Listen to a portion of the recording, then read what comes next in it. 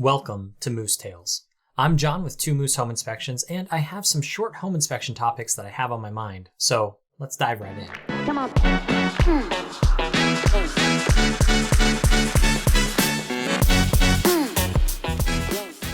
Today's conversation is going to be about permanent wood foundations. Now, if you're unfamiliar with permanent wood foundations, that's because in our area, there really aren't that many permanent wood foundations. I think I've only ever inspected one, and that's it. Normally, what you would see on a foundation is some kind of concrete footing, or you'd see a concrete wall of some sort. Basically, everything would be made of concrete. It is a material that people understand. It is a robust material, and most of the time, concrete foundations far exceed the lifespan of a normal house, and it is not going to be the first thing to fail. Unfortunately, whenever we think of wood foundations, we think, oh, rot, decay, and failure. And also, could this wood foundation actually support the load of the house? And the answer to all of that is, yeah, that's all true. You're going to have your rot, your decay, and it can also support, but as soon as it starts rotting and decaying, then we have issues. However, the reason they put the P on the PWF, the permanent wood foundation, is to inform consumers that it is a permanent foundation solution. How does wood become a permanent foundation? Before anything can be done, site selection is the most important thing. You have to make sure that the soils are able to drain. Let's say that you are in an area where there's a high water table, or you're in an area where soils are unable to drain, then that's just not the right place to build a permanent wood foundation. You need the soils, the surrounding soils, to be able to drain water quickly and effectively to get that water away from the wooden foundation. Once a geotechnical survey is complete and site selection has been finalized, and we've decided exactly where the house is going to be built, then what you need to do is level a surface, put down a significant amount of crushed gravel to work as drainage, and then you can start putting wood on top of that. We're not just using any type of wood, we're using a special pressure-treated wood, and the type of chemicals that they are using and the quality check that they have to verify that the amount of chemical that needs to be saturated into that wood has been saturated in is all at like a whole nother level compared to standard pressure-treated lumber. Now you have that pressure-treated wood, you put it down, you start building just like you'd build any stick frame foundation, but instead of building on concrete, you're literally building on top of gravel. If you were walking past the construction site, it would look like somebody was framing a house, but they forgot to build the foundation. They literally just set it on top of gravel. That's exactly what it'll look like. The next thing is they're going to be putting their wall panels on, and those wall panels are, again, pressure-treated and are a special type. And in addition, all of those cracks should be caulked. Now, relying on caulk to do something is not something that I feel comfortable with. However, this is the way that it's supposed to be, so we're just going to continue with this process. As we continue, the last step is going to be that we are going to put a waterproof membrane, normally like a 6 mil plastic. And what that is designed to do is take any groundwater that does make it all the way over to that wood framed foundation, and it is going to take it and it's going to move it out and away. So basically, if you are running as water straight into the wall, you're going to hit that plastic, drop down. The plastic is going to have a skirt that kind of moves you out and away from the foundation, and then you can start dripping into the ground or into the gravel that would be on that drainage field, basically. So assuming that everything is done correctly, then we should have a foundation that is never going to see any water whatsoever, because you have the foundation put onto a drainage field, you're building that foundation out of wood, you're putting the plastic on, and then whenever you backfill, not only are there going to be French drains and other drainage system, but there's also going to be a lot of crushed gravel to ensure that we aren't going to get a hydrostatic pressure pushing back onto that foundation wall. So with all of that being said, water should not be making it to that foundation. But here's the thing. Water shouldn't be making it to any foundation. You'll see that there are failures in concrete foundations, and of course there are going to be failures in a wooden foundation because water reaches somewhere that we did not intend.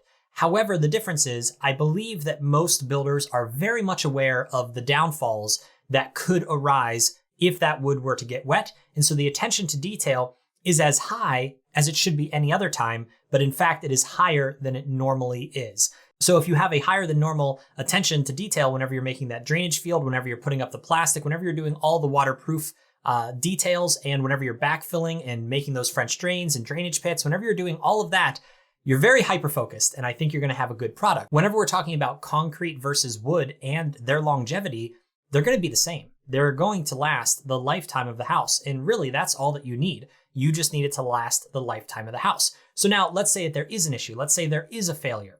Okay, well, what do we do? Can you, as an individual, repair concrete? Do you know how? Do you know how to drill and tap and put in new rebar and then to put in new concrete on a cold joint and basically build up that foundation wall so it's stronger than it was before. Do you know how to do that? Most people don't. So then the inverse question to that is, do you know how to dig out some gravel and frame out a new wall?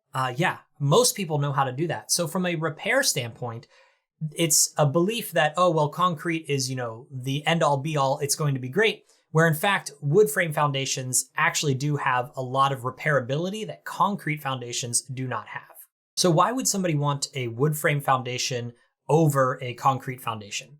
Well, there are two sides of the story. One is we can talk about the impact of materials on our environment. And of course, concrete is not as good for our environment as sustainable wood harvesting practices are. And so even that can be contested. But some people might say, well, it is better for the environment to build using wood than it is to build using concrete.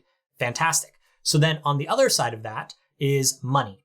Now, I'm not saying that money is the deciding factor for all builders. However, if you can save time and you can save money, I could see that being a really strong incentive to use a wood frame foundation. So let's talk about the environment that we're in, a high alpine environment.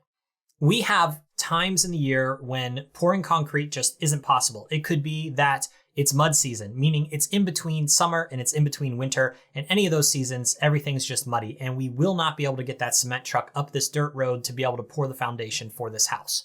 Okay, so there's mud. That's a problem. Let's say freezing cold temperatures. Well, concrete does not do well curing in freezing cold temperatures. A lot of care has to be taken. Whereas a permanent wood foundation can be built in the rain, in the mud, in freezing conditions. And additionally, carpenters have to come out and build all of the forms that you're going to be pouring concrete into. And you need a lot of specialists to be able to pour that concrete. Whereas you can just have your carpenters doing the work to build the permanent wood foundation, and then they can just keep going from there. It saves them time because they're not waiting for concrete to cure. They're not waiting for concrete to be delivered. They're not waiting for specialists to come in and work on the rebar and do all those things and do all the concrete testing to ensure that they're able to move on to the next step. It is much faster and can be done in almost any environment at almost any time. And so yeah, permanent wood foundations started in the 1950s, but they're still being built today. Now, would I build a house with a permanent wood foundation? I don't know. That's a good question to ask because I feel more comfortable with concrete because I feel like concrete is one of those things that I think to myself, yes, that is a strong foundation. That is something that is going to last. Whereas I think of wood and I just think again of rot and deterioration. However, the amount of water vapor that the permanent wood foundation is going to see in comparison to the amount of water vapor that your walls or that your attic or that your roof sheathing are going to see are considerably different. And in fact, a lot of those other materials are seeing so much more water vapor passing through them that rot and deterioration are much more likely. So why do I feel comfortable with having wood for every other aspect of my house that is just getting so much damage from water, but I'm not comfortable with it being in the foundation? And I think it's just because I'm so used to concrete being the product. Now, here's another cool thing is that you're putting down a water vapor barrier using that 6mm plastic. And in fact, you should be putting that completely underneath that whole foundation structure. Now, what's interesting about that is tying that in for radon mitigation. Because you have all of that crushed gravel and you have that plastic layer, you get really good suction, creating an area of low pressure, allowing for radon mitigation to work better than in almost every other circumstance. So I am a huge fan of permanent wood foundations in terms of radon mitigation. So when you're inspecting a permanent wood foundation, the main thing to keep in mind is you either stay dry or you die. That's all that there is to it. If you see moisture intrusion, then that wood foundation has some serious issues going on. And there's a lot of ways that this can occur. If you notice that the grading is moving water towards the house, well, you're definitely going to have a problem as opposed to moving the water away from the house. So anytime that it rains, you could have puddles pushing up against the house, and it could be overwhelming the waterproofing that has been installed or the drainage that has been installed. Same thing if you have a gutter system and you have these downspouts, but they aren't pushing the water far enough away from the foundation or away from the foundation at all.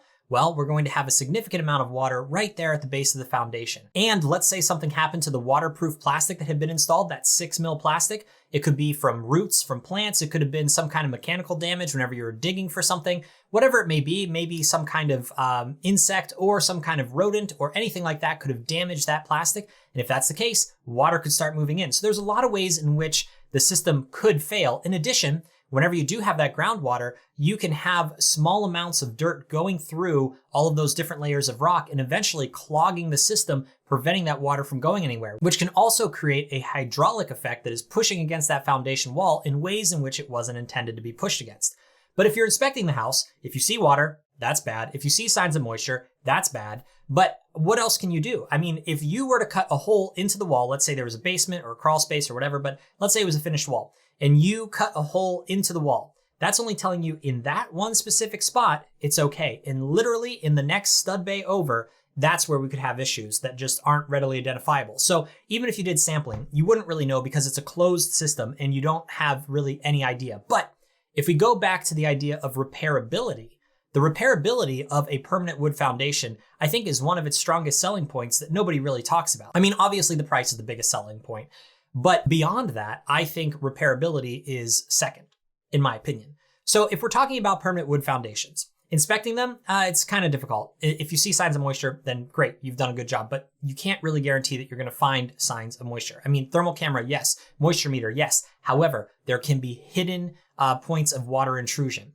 So I would say permanent wood foundations, perfectly good. If you had good site selection, it was well engineered, well installed, and everything has been maintained the way that it was designed to be maintained, such as the grading and making sure your downspouts are doing what they're supposed to be doing, I think you can have a permanent wood foundation far outlast the house, meaning that, somebody would be willing to bulldoze the house and build a new, more modern house prior to that foundation failing. However, I think that the public opinion is that concrete is a stronger, longer lasting type of a product, even though that's not necessarily accurate or true. I mean, if you put a certain type of paint on top of concrete and it's not the right perm rating, allowing moisture to travel in and out, you're going to totally destroy that concrete. And a lot of people don't know little tips and tricks about concrete such as that. So concrete isn't the perfect product for foundations. And I think that it's okay to see permanent wood foundations. And I think it's okay to buy a house with a permanent wood foundation. However, if you're selling a house with a permanent wood foundation, my experience has kind of shown that those are going to be on the market for a little bit longer because people are more hesitant because they are less aware of the pros that you can find with a permanent wood foundation. And with that, that's a pod. Thanks for listening to Moose Tales. This short home inspection topic was brought to you by Two Moose Home Inspections and was intended for entertainment purposes only. Keep putting one hoof in front of the other and keep those ears perked up for the next episode. Thanks again.